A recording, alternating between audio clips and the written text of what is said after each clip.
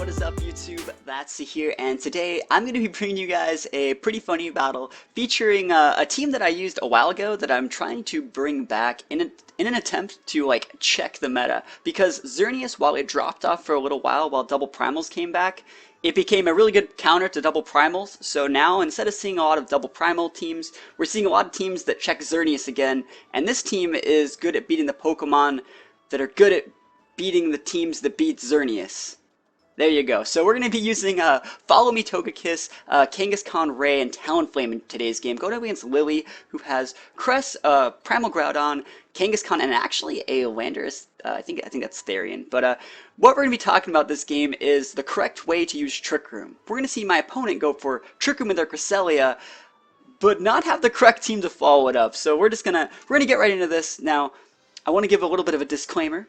You know that I normally like to use that Choice Scarf Togekiss, but I'm not using Choice Scarf Togekiss in this game, and it's actually what wins me the game. Regular Togekiss is by far the best Togekiss, now that I have the time to look back at it. So, we're going to see, obviously, Primal Groudon start the game up, and note that I was using Kang and Ray in this game. You don't have to go Mega Ray, but Mega Ray works very well with Togekiss, which is one of the strengths of this team. It gives it a lot more versatility in like a best-of-3 format. So Groudon's going to start the game up, go for that Desolate Land, and we're going to go Mega Kang, because regular Kang, as you've seen in past videos, is not nearly as good as Mega Kang. So Mega Kang getting that Prensel Bond here as we go for a Fake Out on the Groudon slot. Note that we're Fake Out in the Groudon instead of the Cresselia. I don't really care if he sets up Trick Room because I'm very slow. This is a bulky Kang and a very bulky Togekiss. We're going for the Air Slash to trying to flinch just in case. It's free damage there. But unfortunately, we're not going to get it. He's going to get his Trick Room up.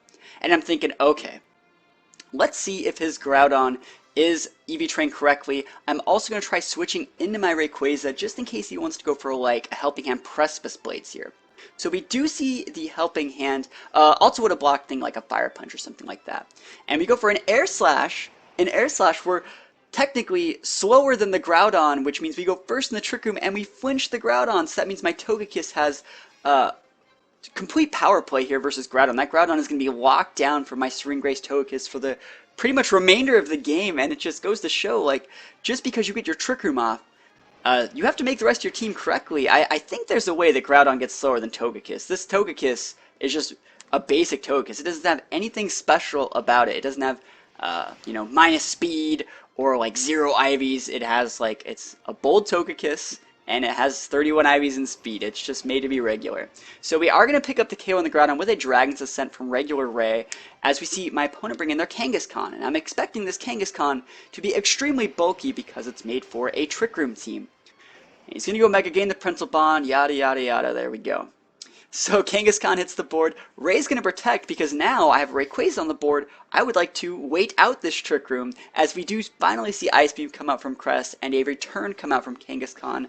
And the return also just kind of guarantees the fact that he is going to be a bulky Kang, because bulky Kangs like to reserve as much of their HP as possible. They don't normally pack that double edge you see on the Glass Cannon Kangs. And we're going to retaliate with a bit of an Air Slash there, and it just goes to show this guy is super bulky. So now we're going to go for a Follow Me here with Togekiss, a bit of a fadeaway move to say, thanks for playing. We're going to block an Ice Beam, and remember, he can't freeze me because the sunlight is on the board, and Pokemon can't be frozen in harsh sunlight. We're then going to also eat the crit return. Togekiss, definite MVP this game. Going to go down, and it's going to let my Ray fire off a huge Dragon's Ascent back up onto that Kangaskhan slot. Remember, I'm not using Mega Ray, but it's still going to do a good amount of damage to Kangaskhan, and remember, this is the last turn of Trick Room, so Dimensions are going to return back to normal just in time for my Mega Kang to come out. And my Mega Kang, while it is incredibly bulky, is actually just a little bit faster than bulky Kang. It has about 20 points in speed to be able to outspeed Mega Kang and a couple other random Pokemon that were made for VGC 2015. So we're going to Fake Out and Extreme Speed into the Protect as we flinch the Cresselia, and we're going to see Kang go for a double Protect. Not going to work here, and even though my Ray isn't Mega, Adamant Ray Extreme Speed is enough to pick up the KO on this Kangaskhan, and I'm just going to go for the double edge. Unlike my opponent, who likes to retain as much of their HP through the use of return, I could care less. Like, I'm bulky to eat an attack, and then I'm double edging just to do as much damage as possible. Unfortunately, I don't get a KO with the double H. He gets his Trick Room up, but you can kind of see where this game is going to be going. I think I still have Talonflame in the back, and he's going to go for the Helping Hand onto his Landorus.